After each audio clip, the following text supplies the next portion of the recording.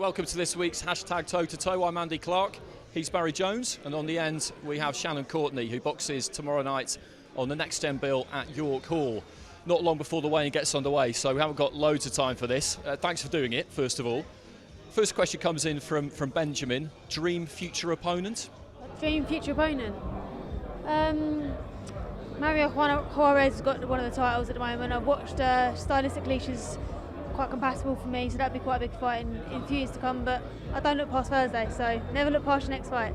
Never look past your next fight. Wise advice, wise advice. This is from Scott. Due to the lack of depth in your weight division, do you find it difficult to gauge your progress? Yeah, and also there's not much footage of my opponent, so you kind of go in there blindsided. Most boxers can study their opponents, go there with a game plan. I can't, because there's not much footage, because there's not many girls.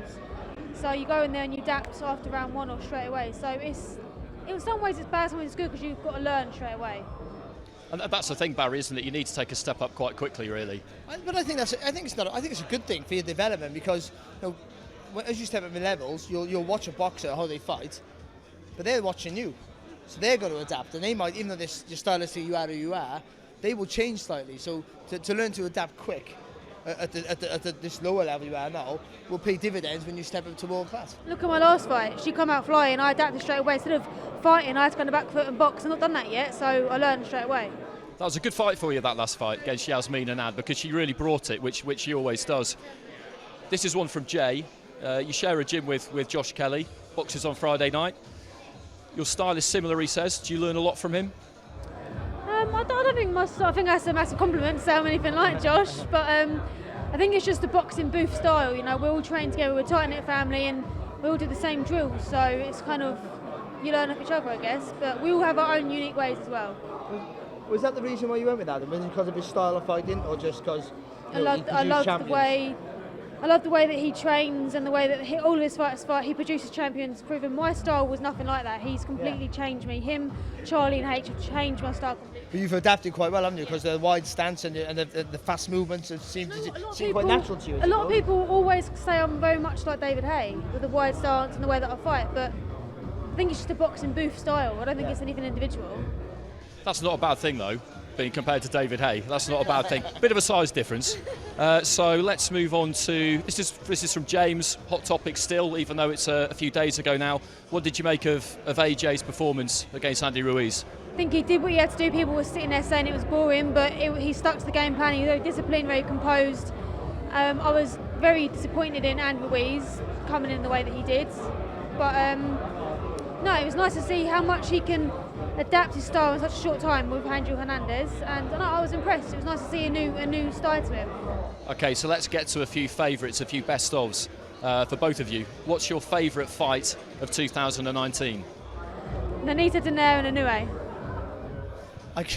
I gotta say the one I've sat down and watched was that. The one live was Stephen Ward versus Liam Conroy. I was there in Belfast for that, and that was just a fight you didn't expect to be a war, which makes it even more enjoyable. And it was an absolute tear-up, yeah, really well. That was my favourite to be live, but to see and watch was Donaire and Inoue, which was just ticked every box, didn't it? Amazing. Oh, it did take some beating. But mine from ringside was Prograis Taylor. That was a terrific fight to watch up close.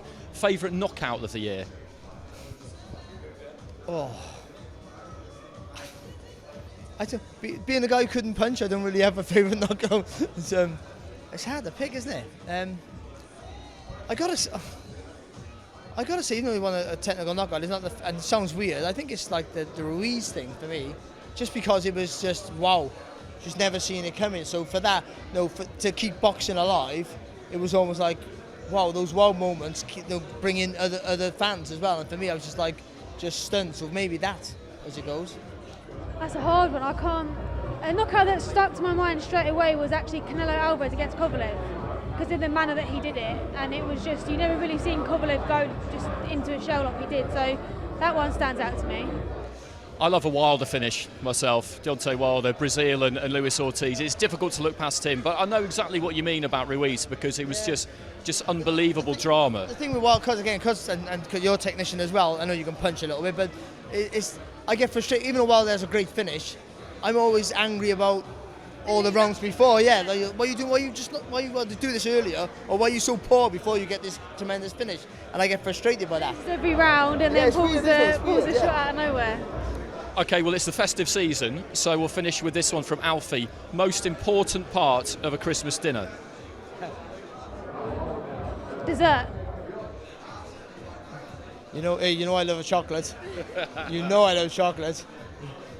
You and your wife are my favourite and the best friends in the whole wide world. So yeah, for me it always is dessert. And I get made a trifle by the mother-in-law every year, and I have it. Stop talking and it's about this, food. Oh yeah, I know. You haven't weighed in there, and it's this big, and I have at least half of it. So that's the favourite for me. Actually, I will not eat pork all year, but when it comes to Christmas, pigs in blankets, my way. I was just going to say that. I was in at Sky yesterday and they had pigs in blankets, and I almost just said, just give me those, all of them. Can I ask, because when I was making weight, I always had one particular thing that I couldn't wait to eat. But then once I made weight, I didn't want it. And it was tin pears. It's weird, isn't it? And I never used to eat it. Have you got something that you just crave more than anything? Chocolate. And that's it, just yeah. And then Yeah, just chocolate. nothing weird.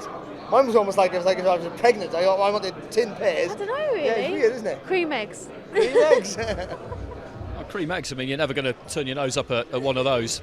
So just in terms of 2020, what would you say? I know you can't look beyond the next fight, but what are you looking at in 2020? Well, God willing that I come through tomorrow night. Again, I'm not looking past it, but I think if I do come through it, which I'm hoping to, I think it'll be a big year for me. I think it starts pushing up in the opponent, start looking at titles. You know, Eddie's really said he wants me to fight for a world title within 12 to 18 months. So let's just look at tomorrow night first, and then we'll progress after there. Well, very sensible. There's Dina Thorsland as well in your weight category. I've seen her quite a bit on Sauerland shows. I think that'd be a great She's fight down the line. She's super bantam, isn't she? Oh, she's moved up. Yeah, that's right. She's super bantam. But maybe at some point that could be a good one. You see, it's easy for me. I can sit here and matchmake all day long, and I don't have to not look beyond the next fight. I'm always looking beyond the next fight. But it's a good way to finish, isn't it? On Thursday, good card. York Hall will be rammed out. Great time of year. I'd much rather fight before Christmas than straight after, definitely. And I only boxed 5 weeks ago, so I'm raring. That's the important part, especially in the beginning of your career, at the start, is being active, because you're in the gym all the time and you're learning. Forget about the fights, actually, because you're in the gym all the time learning. If you have big gaps, then it's impossible to stay in the gym. So you almost forget. The first few weeks is remembering, redoing what you were doing before. So if you're in the gym constantly, it becomes like muscle memory, second nature to you. And I think this stage of your career, getting those good habits early, and that means fighting regular, will be a massive help for you as you step up. Inactivity is the biggest thing in boxing. So even if I've not got a fight coming, I have to be in the gym and train anyway, just to keep your weight at a good level, to keep your mind in a good place, and just to continuously learning. Especially I didn't have a massive amateur career, so I'm constantly learning. And it's probably been good too that everybody's been working towards a fight recently, because Michael was out, Josh is out on Friday, and yourself. Joe's out in January for the European, so we've all been pushing each other loads. Okay, well that wraps it up. We've got to stop now, because impatiently waiting to get the weigh-in underway, as I'm sure you are as well, because you want to run away after this, probably down to Nando's or somewhere. Everybody seems to go to Nando's.